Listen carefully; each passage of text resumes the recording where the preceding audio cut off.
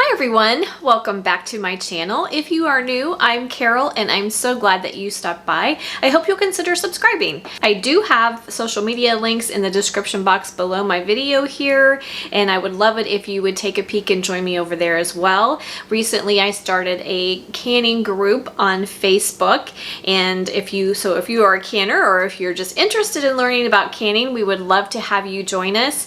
The group is called Canning with Carol and Friends, and we are having a ton of fun over there, sharing lots of great information, lots of encouragement, and we would love to have you join us. So make sure you take a peek at those. Speaking of canning, today we are going to be doing another canning recipe, and this one is going to be for the holidays. We are going to be canning up some delicious cranberry mustard. Now last year I did cranberry ketchup, which was fantastic, and I will be sure to link it in the description box for you if you would like to have that on your shelf as well. So this year I thought we would try some cranberry mustard. There's been a little bit of chit chat about it going on in my Facebook group, so I thought we'll give it a try.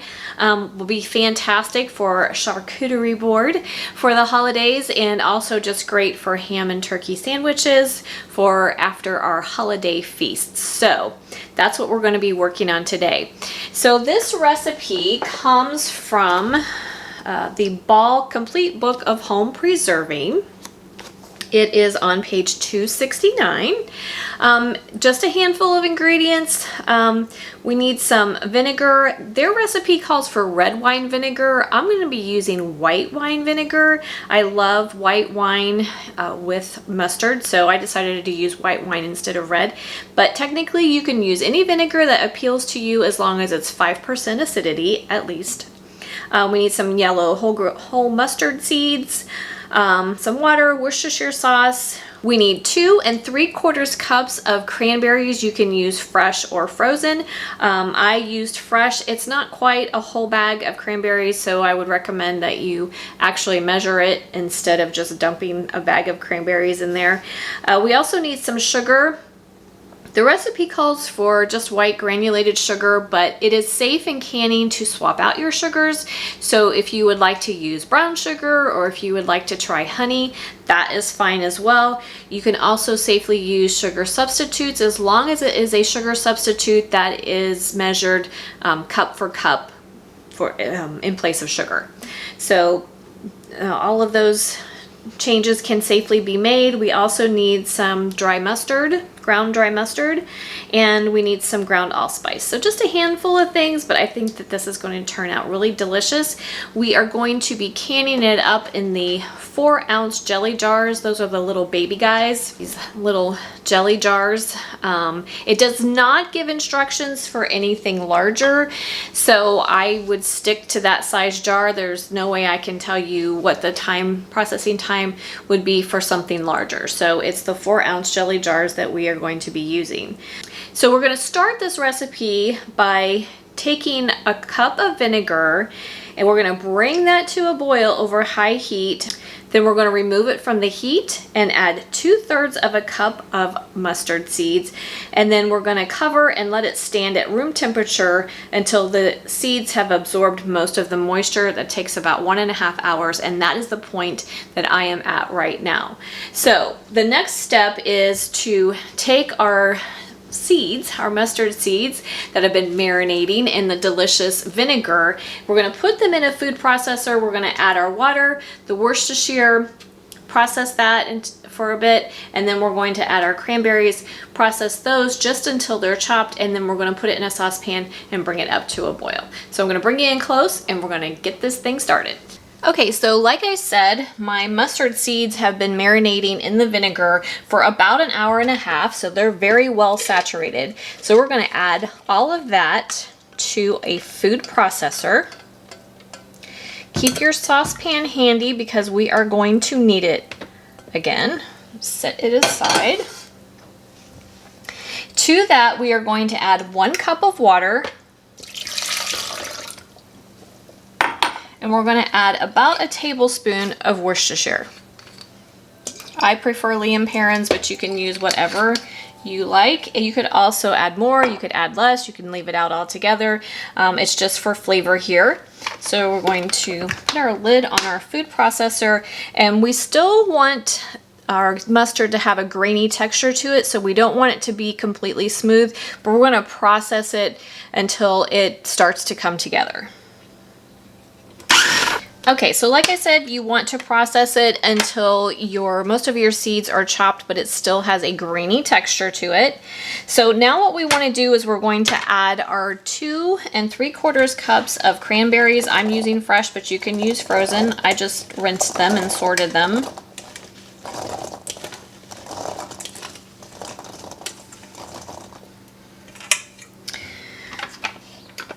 We're going to add our cranberries, and then we're just gonna process this until our cranberries are all chopped.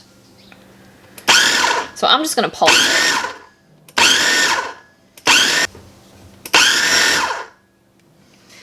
Okay, all of our cranberries are chopped.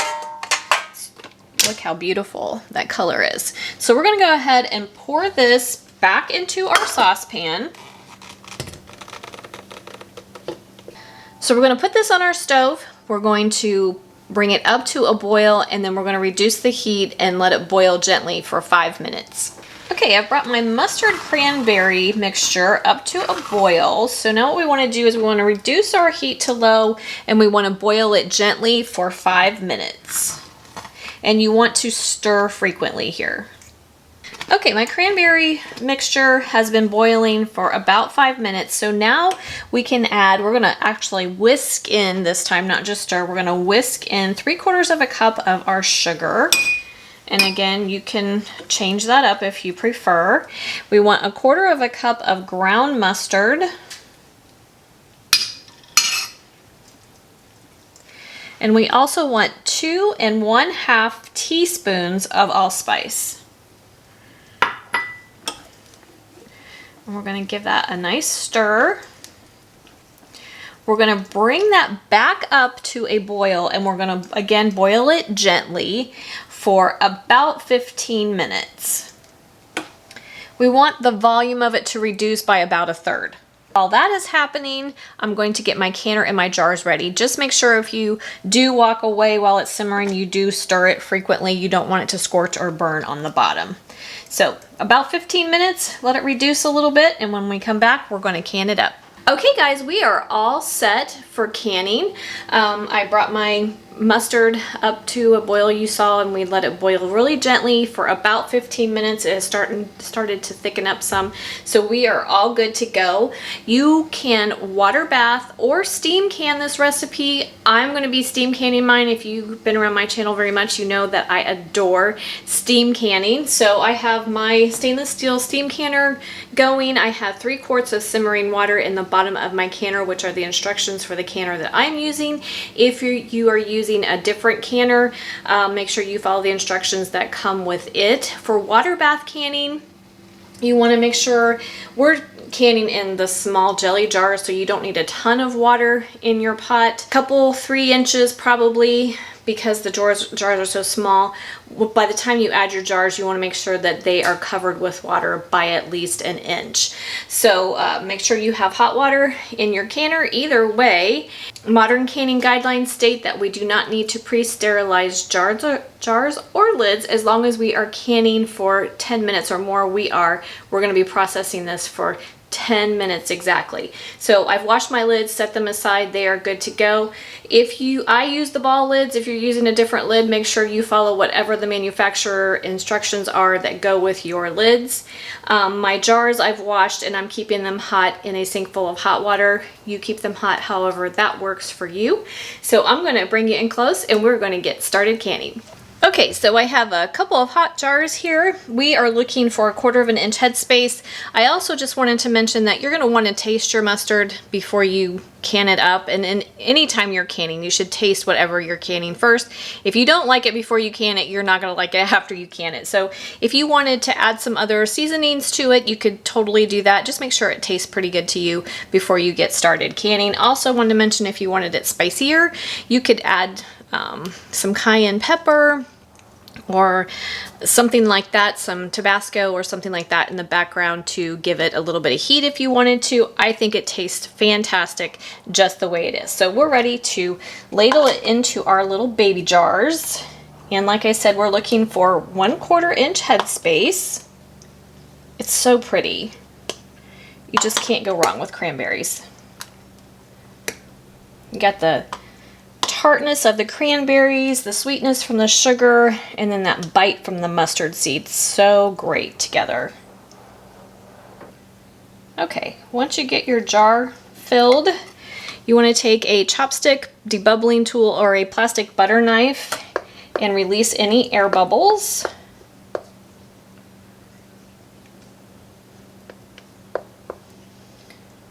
Just double check your headspace. It can change once you remove the air bubbles, but I think mine looks pretty good. Then I take a paper towel dipped in white vinegar to go around the rims of my jars.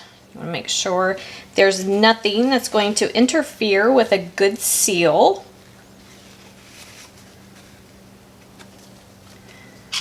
Then you want to take your lid and center it on your jar.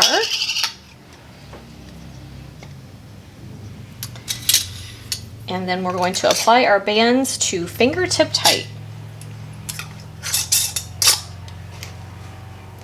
And then in the canner they go. Okay guys, for the first time ever, I think, or it doesn't happen very often, I used a ball recipe and it actually came out to pretty close to what they said. I got 7 of the little 4-ounce jelly jars. I have a tiny bit left in my pan, but not enough to do another jar. So the recipe is pretty spot on this time. So we're gonna go ahead and put our lid on our canner. If you are water bath canning, you wanna make sure your water covers your jars by at least 1 inch.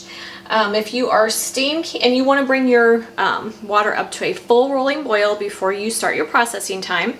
If you are steam canning, you want to, and you have this gauge, you want to be just inside of the green go zone on your gauge.